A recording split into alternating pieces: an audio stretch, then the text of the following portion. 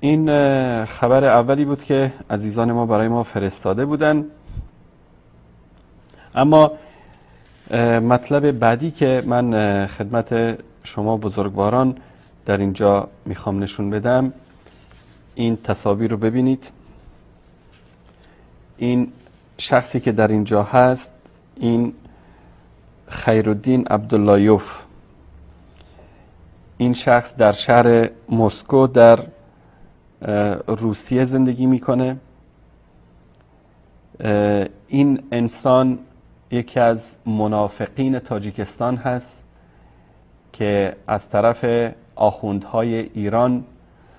به این شخص کمک‌های ویژه صورت میگیره و برای نشر دین تشیع، دین رافضه‌گری، دین دشنام دادن به صحابه و اهل بیت، این شخص در روسیه به نام اسلام، به نام حنفیت کار میکنه و به بهانه اینکه جوانای تاجیک رو تعلیم قرآن و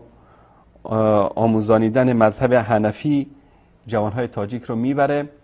در کلاس های درسی که از طرف ایران و سفارت ایران و آخوندهای حوزه علمی قم کمک میشه. در اونجا درس رافضه‌گری، درس توهین و اهانت به اصحاب و همسران پیامبر، اهل بیت پیامبر، که ما این خبر رو پخش میکنیم تا عزیزان تاجیک چهره این منافق رو بشناسن و فریب سخنهای دروغ این شخص رو نخورن. اینها همان شاگردان خمینی و مجلسی و کلینی هستند که به امام اعظم، به امام ابو حنیفه رحمت الله علیه به دید یک ناصبی، دشمن اهل بیت مینگرن. امام ابو حنیفه رو نجس میدونن، طلحه و زبیر و عایشه و همسران پیامبر رو نجس میدونن، ابوبکر و عمر و عثمان رو کافر میدونن و نجس میدونن. این انسان در لباس حنفیت و در لباس اینکه تعلیم مذهب حنفی و تعلیم قرآن هست، در اینجا تعلیم رافضه‌گری رو به مردم میده و حتی در کلاس هایی که به نام قرآن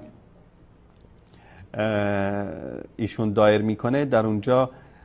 یکی دو موضوع در مورد قرآن گفته میشه و بعد از اون میپردازن به همون مطالبی که در رد اهل سنت و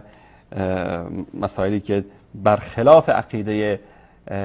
حقه اهل سنت هست. همچنین کتاب‌های زیادی داره با رسم الخط تاجیکی که مجانا در بین مردم توزیع میکنه و در قریبی هم این شخص زخمی شده بود و دوستان اطلاع دادن که 2 هفته پیش آمده و در مسجد پراسپیکت میر در شهر مسکو جمع کرده تاجیک ها رو برای تعلیم و آن مکان که در آنجا درس میداد از طرف سفارت ایران رسما کمک میشه و این شخص که از جاسوسان حکومت ایران، از نوکران آخوندهای رافضی، همین آخوندهایی که شما بارها من در این شبکه، بارها در تشکر میکنم احمد جان، در این برنامه مطالب زیادی رو در مورد توهین ها و اهانت هایی که اینها به همسران پیامبر و به اهل بیت رسول الله صلی الله علیه و آله و سلم کردن رو پخش کردیم و اینکه نظرشون در مورد ام المؤمنین عایشه صدیقه رضی الله تعالی عنها، در مورد اصحاب و اهل بیت رسول الله صلی الله علیه و آله و سلم بر کسی پوشیده نیست. یعنی تا الان اگر کسی بیاد بگه که والا این حرفایی که شما میزنید ما نمیتونیم باور بکنیم، این شخص یا دروغ میگه و یا از حقیقت بیخبر است. یعنی واقعا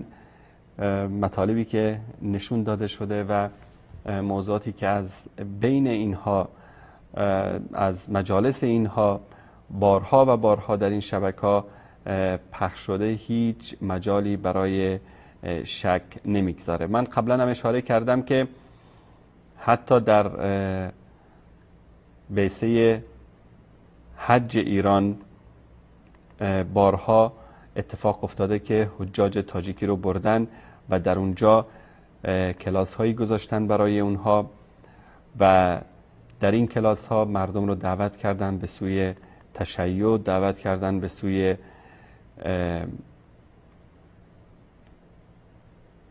دین باطل رافضه‌گری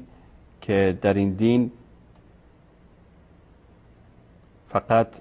توهین است و اهانت است و لعن و نفرین هست به اصحاب و یاران رسول الله صلی الله علیه و آله و سلم، که امیدواریم الله سبحانه و تعالی شر اینها رو از سر